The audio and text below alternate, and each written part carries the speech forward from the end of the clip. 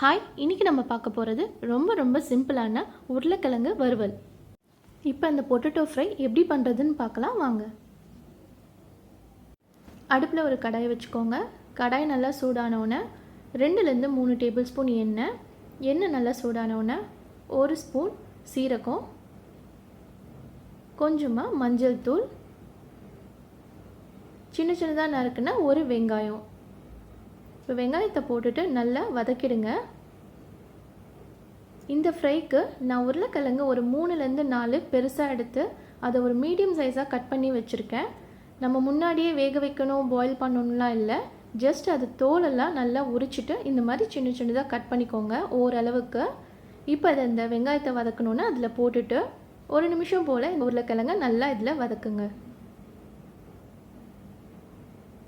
நம்ம இப்படியே தான் கடாயில் போட்டு தான் இந்த உருளைக்கிழங்கு ஃப்ரை பண்ண போகிறோம். அதனால் நம்ம பாயில் பண்ண தேவையில்லை.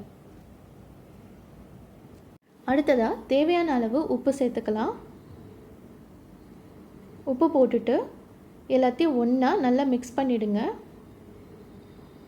ஒரு 1லேருந்து 2 நிமிஷம் போல் உருளைக்கிழங்கை இதில் நல்லா ஃப்ரை பண்ணுங்கள்.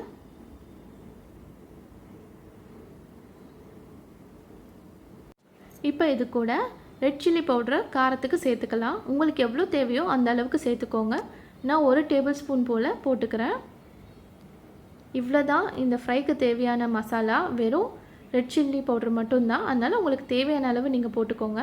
மறுபடியும் ஒரு 1 நிமிஷம் போல் இந்த ரெட் சில்லி பவுடர், உருளைக்கிழங்கு எல்லாத்தையும் நல்லா வதக்குங்க. அடுத்ததாக கொஞ்சமாக தண்ணி தெளிச்சிக்கலாம். உருளைக்கிழங்கு வேகிறதுக்கு 1/4 கிளாஸ் போல் தண்ணி தெளித்தா போதும், ரொம்ப ஊற்றக்கூடாது. இப்போ தண்ணி தெளிச்சுட்டு எல்லாத்தையும் நல்லா கலந்து விட்டுருங்க. அவ்வளோதான். இதுலேயே இந்த உருளைக்கிழங்கு சூப்பராக ட்ரையாக நம்மளுக்கு குக்காய் வந்துடும். இப்போ இதை மூடி வச்சுட்டு ஒரு 5லேருந்து 6 நிமிஷம் போல் இது குக் ஆகட்டும். அதுக்கப்புறம் ஓப்பன் பண்ணி பார்க்கலாம். நடுவில் ஒரு வாட்டி அதை திறந்துட்டு லைட்டாக கிளறி விட்டுருங்க.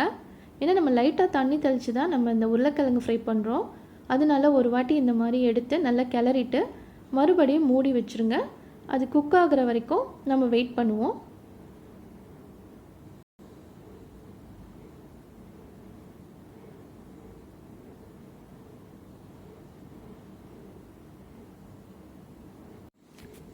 பாருங்கள், நம்மளோட உருளைக்கிழங்கு ஃப்ரை இப்போ சூப்பராக ரெடி ஆகிடுச்சு. இப்போ இதை அடுப்பை ஆஃப் பண்ணிவிட்டு பவுலில் மாற்ற வேண்டியதான். இந்த ரெசிபி ரொம்பவே ஈஸி. நம்ம இதுக்காக உருளைக்கிழங்கை ஃபஸ்ட்டே பாயில் பண்ணணும்னு அவசியம் இல்லை. பாருங்கள் எவ்வளோ சாஃப்டாக குக் ஆகிருக்கு. ஸோ நீங்கள் டைரெக்டாகவே கடாயில் போட்டுட்டு டக்குன்னு இதை ரெடி பண்ணிடலாம்.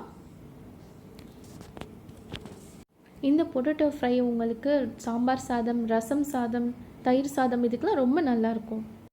இந்த ரெசிபி கண்டிப்பாக ட்ரை பண்ணி பாருங்கள். உங்களுக்கு பிடிச்சிருந்தால் லைக் பண்ணுங்கள், சப்ஸ்கிரைப் பண்ணுங்கள், ஷேர் பண்ணுங்கள். பெல் பட்டன் மறக்காமல் கிளிக் பண்ணுங்கள்.